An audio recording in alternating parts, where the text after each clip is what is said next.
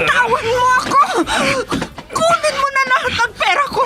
Huwag mo lang akong saktan! Wala ka nang magagawa. Akin ka.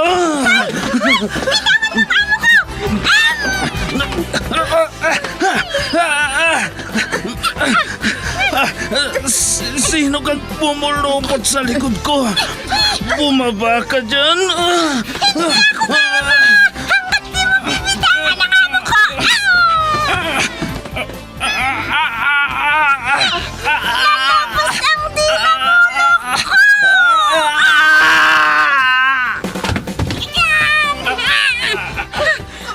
Ayan!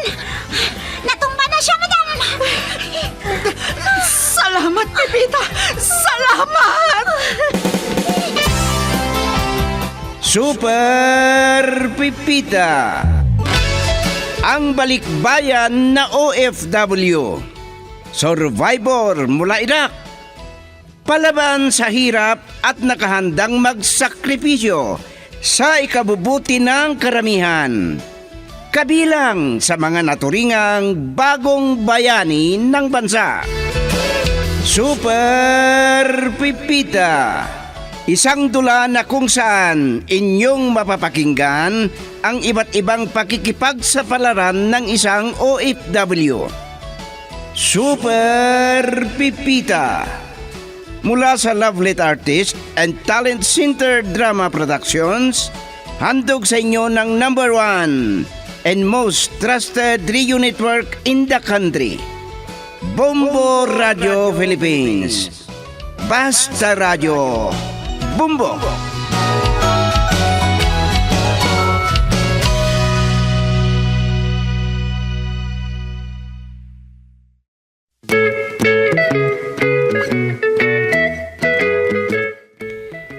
Ang nakaraan, pinagalitan ni Aguspina si Marivic dahil sa paglalaro nito ng cellphone.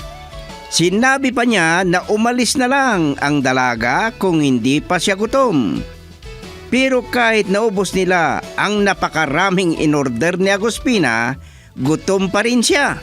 Kaya pagdating niya sa kanilang bahay, nagpagawa siya kay Pipita ng halo-halo. Dahil nakisabay si Tomas kina Marivic at Faustino, nagbiro ito na sayang at hindi sila makapunta sa isang nakakaaliw na magandang lugar. Nang matapos ni Pipita ang kanyang trabaho, saktong papasok siya sa kwarto niya at tumawag si Kamuto, habang nagtataka naman si Faustino kung anong pinag-usapan ng kanyang asawa at inaanak. At ngayon, narito ang karugtong ng isang linggong kwento natin na pinamagatang Laban Kung Laban! Dito sa ating dula, Super Pipita.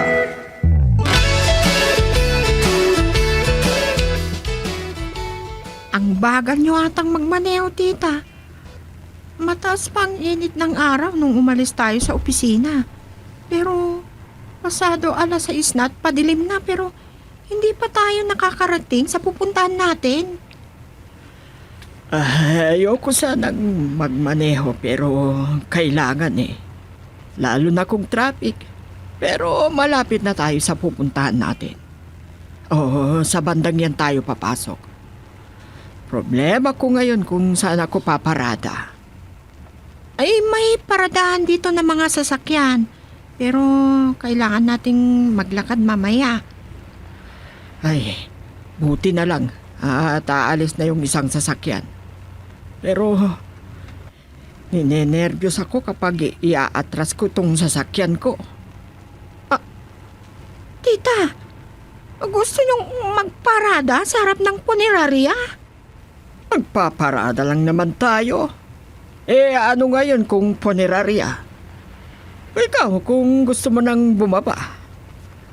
Ay, nako. Sa dami-dami naman kasi ng lugar na pagpapatayuan ng negosyo. Diyan pa nagpatayo ng business ng may-ari ng beauty parlor. Ay, pero hindi ko napansin na may katabi palang beauty parlor ang punerarya. Bakit naman kasi? Oo nga po. Pero huwag mo nang problemahin yan, Maribik. Halika na, dahil ikaw ang magpapaganda. Ay, naku. Naiinggit siguro si tita sa akin. Pero, si tita kaya, may pag-asa pa kaya siyang gumanda? Mas batang itsura ni Faustino kesa sa akin. Pero hindi ako papayag.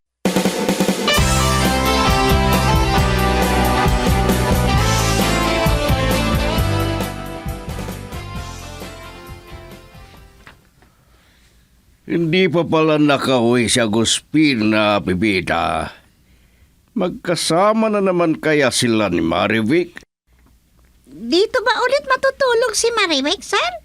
Para dagdagan ko ang lulutuin kong hapunan? Yan ang hindi ko alam. Dagdagan mo na lang ata. At baka dito nga rin uwi yun. Pero nakapagtataka yung inanak ko na yan. Ang galing kumain. Hindi naman tumataba.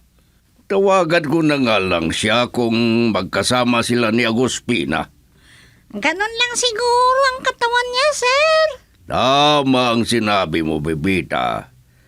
Maganda kasi ang lahin namin. Ha? Bakit kaya hindi sumasagot si Marivic? Baka naman may kausap siya. Kung ganon, baka hindi sila magkasama ni Agustina. Bahala na kung dagdagan mo, hindi ang iluluto mo. At timplahan mo nga ako ng kape. Ay, sige po, sir. Sandali lang. Dagdagan mo na rin ng pwede kong kainin dahil gutom na ako. Opo, sir. Ay, nako.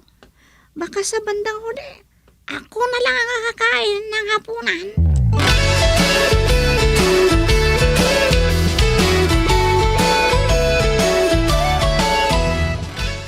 Bakit ba ang kulit-kulit mo, Tomas? Hindi na nga kita sinasagot eh. Tawag ka pa ng tawag. Hindi naman kita boyfriend. Ikaw naman, Marivic. Ang supla-suplada mo. Asan ka ba? Bakit ang ingay-ingay? Andito nga ako sa gilid ng kalsada. Maraming dumadaan na sasakyan. Ano pa kasing ginagawa mo dyan? Hoy, baka kung ano na naman ang iniisip mo.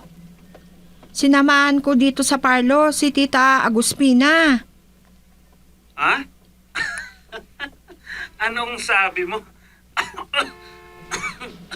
Ay, isid na bulunan ako. Muntik ko ng inumin tong...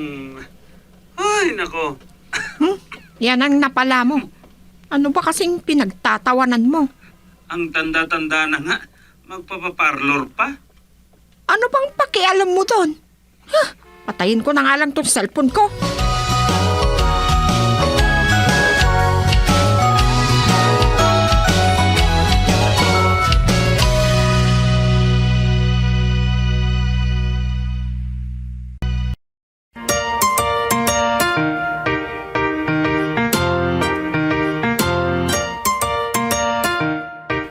Mahigit 2 oras na kami dito ni Tita Agustina. Tinatamad na akong maghintay dito. Gutom pa ako.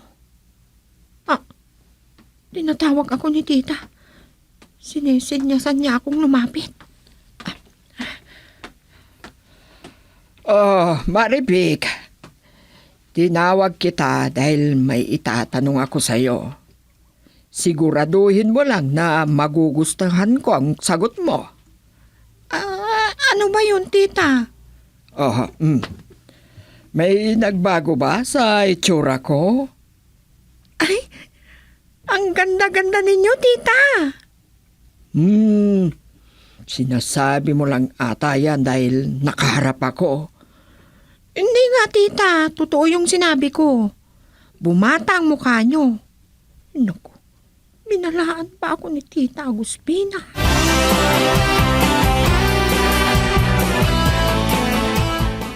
Nagdiretso si Madam Agustina sa salamin. Galing kasi sa parlor, kaya ginabi ng uwi. Bagong gupit siya at tsaka Ang kapal ng lipstick at make-up niya. Pepita! Lumapit ka nga dito! Opo, madam! Bakit kaya? Ay, nako. Kontrabida talaga ang buhay tong salamin na to, Pipita. Ha? Ay, ikaw kang magsabi sa akin. Kung hindi sayang ang ginastos ko sa pagpapaparlor. Kung gumanda o bumata ang mukha ko. Ang ganda-ganda niyo, madam! Totoo ba yung sinasabi mo? Baka gusto mo lang na itaas ko ang sweldo mo, Pipita. Hindi po, madam. Talagang pinabata kayo ng bagong gupit ninyo. Ay, kung ganun. Talagang sinungaling ang salamin na to. Pero maniniwala ako sa sinasabi mo kung papalitan ng salamin. Sandali po, madam. Naghapunan na po kayo? Oo, kumain na kami ni Maribik sa restaurant. Hindi ko narinig na nagreklamo siya kung gutom na siya. Pero alam ko pareho kaming gutom. Magtatatlong oras kasi kami sa parlor. Ay, ganun po. Ay, si Sir Faustino. Yan ang lumalapit sa atin. Pipita! Sir! Si Guspina ba yung kausap mo? At sino naman, Faustino? Liban lang kung may pinapunta ka rito na babae. Ay, nako! Iba na naman ang iniisip mo. Kasalanan ko pa ang nagtanong. Naku, baka buong gabi na naman silang mag-aaway. Nagpaganda na nga si madam. Magsisilos ata si Sir.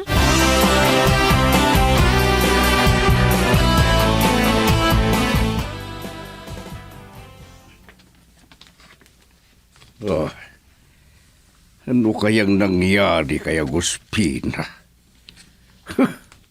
Kulot naman na ang dulo ng buhok. Pinakulay pa niya. May bangs pa.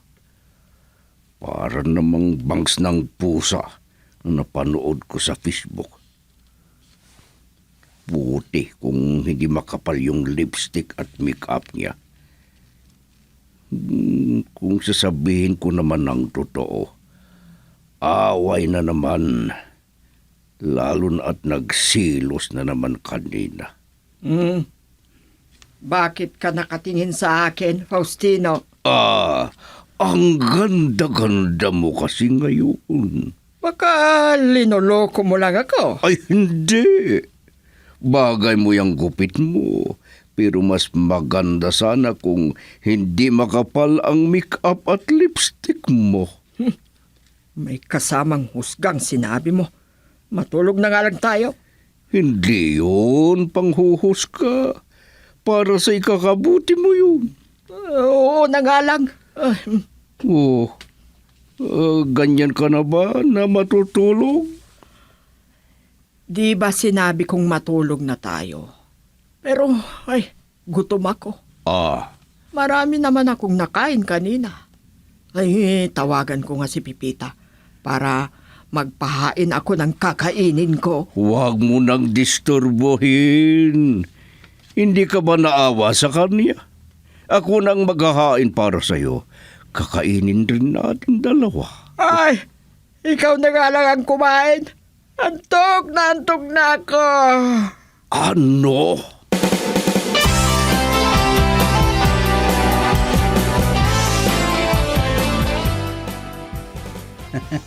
Kahapon lang tayo hindi nagkita, Maribik.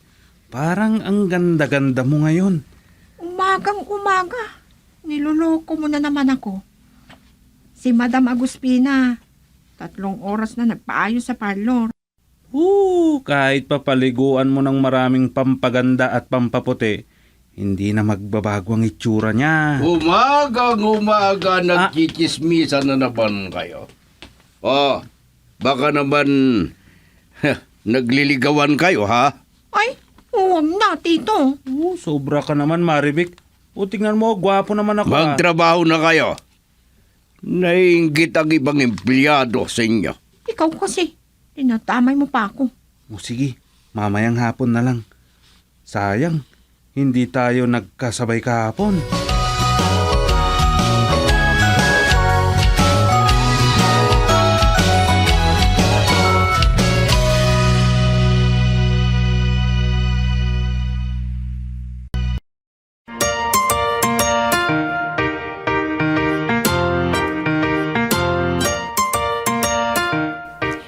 bilis-bilisan mo ang pagtatrabaho, Pipita. Bago mag-alas 10, kailangan nakahanda ka na. Naku, Samahan mo akong maghanap ng magandang salamin. ay ano ba naman si Madam Agospina? Pari-pareho rin din lang man ang mga salamin. Narinig mo ba ako, Pipita? Ay, opo madam. Tapos na akong nagwalis sa labas. Dito na lang sa salas at sa kwarto niyo.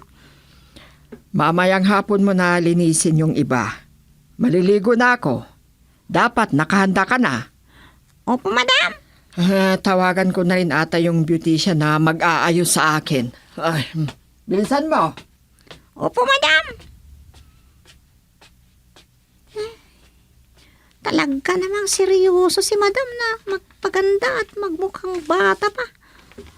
Ay, tatawag daw siya ng beautician. Baka nakahanda na ako. Pero magpapaganda pa siya.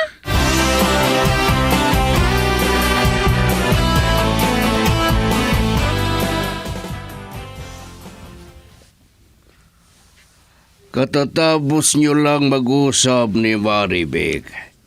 Anong sinabi niya sa'yo? Sinabi sa akin ni Maribek na 3 oras daw ang ginugol ni Madam sa parlor. Sayang ang pagkakataon. Nainggit ka? Gusto mo din bang magpaparlor, Tomas? Ha? Magandang biro yan boss. Yayayain sana kita mamayang gabi. Maraming magagandang chicks doon. Iba yatang gusto mong pagdalhan sa akin na magastos na bisyo ang babae, Tomas. Baka makakuha ka pa ng sakit. Subukan nyo lang kasi, boss, para alam ninyo ang pakiramdam. Oo nga pala. Pwede ko bang kunin ng mas maagang sweldo ko, boss? Hindi pwede. Kumpanya ito. Di kahit pautangin nyo na lang ako. O di ganun din. Sige, iwan muna ako dito. Wisit na matanda. Ang damot-damot. Kaya, maliban kaya sa asawa niya, wala siyang iba.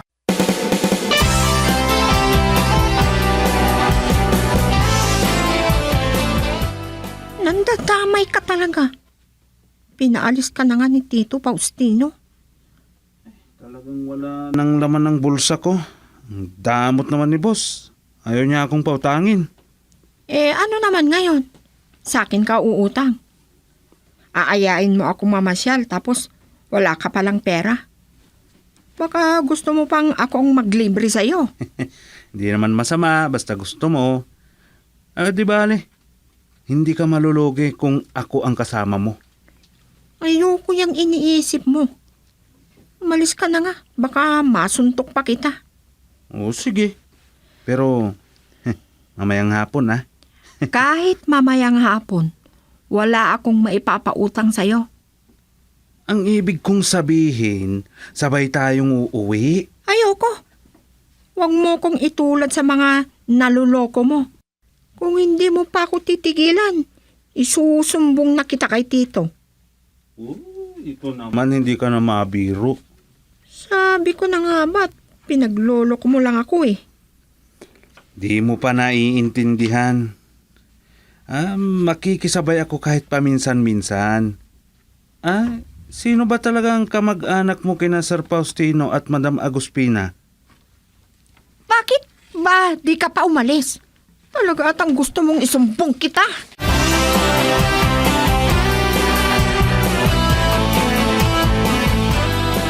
Madam!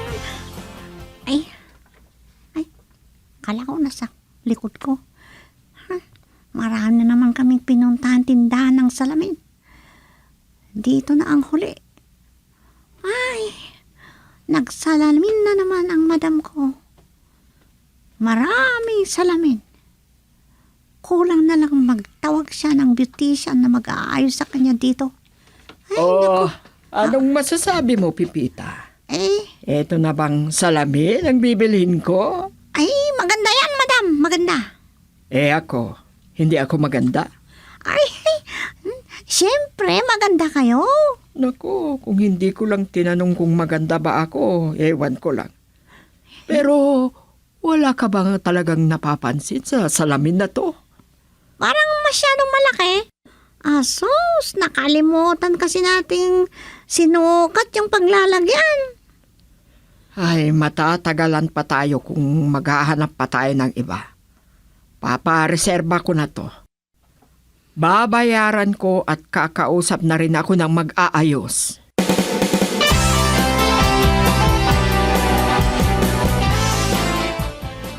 Saan kayo nanggaling? Hindi ba't pinagbawalan kayo ni Faustino na magligawan? Hala, si tita naman. Hindi naman po kami nagliligawan ni Tomas. Sabay lang kaming nagtanghalian, madam.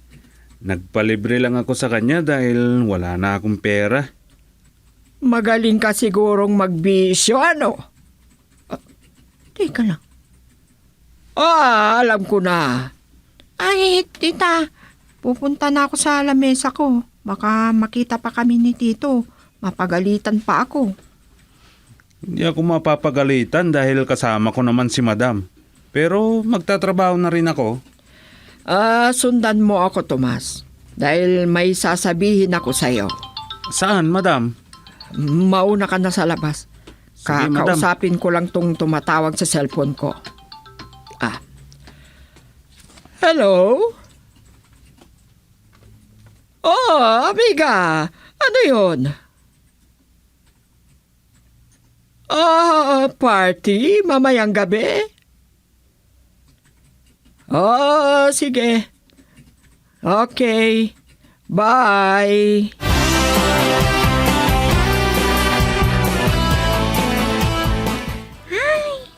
Talagang palitan na ni Madam ang salamin sa salas.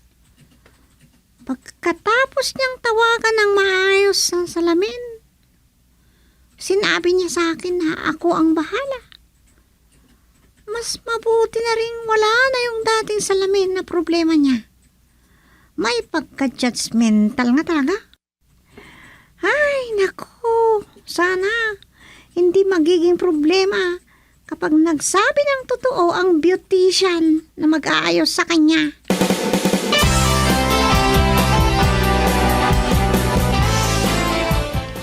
Maliwanag ang napag-usapan natin, Tomas. Kapag may nakita kang maling ginagawa ni Faustino, itawag mo kaagad sa akin. Dadagdagan ko ang binigay ko sa iyong 5,000. Maraming salamat sa pagpapautang niyo sa akin, madam. Hindi mo ata naintindihan ang usapan natin. Utang yan kapag hindi mo nasunod ang bilin ko sa iyo. Pero salamat pa rin, madam. Nalis na nga ako. Pupunta pa ako sa parlor. Baka abutin pa ako ng 3 oras sa parlor. O kaya tawagan ko na lang ata para sa bahay na lang niya ako aayusan. Ay, sige. Ang tanda-tanda na magpapaparlor pa. May magbabago pa kaya sa itsura niya? Ang ganda sanang asarin. Tingnan mo nga naman kung siniswerte. Lumalapit ang pera basta nagtitiis.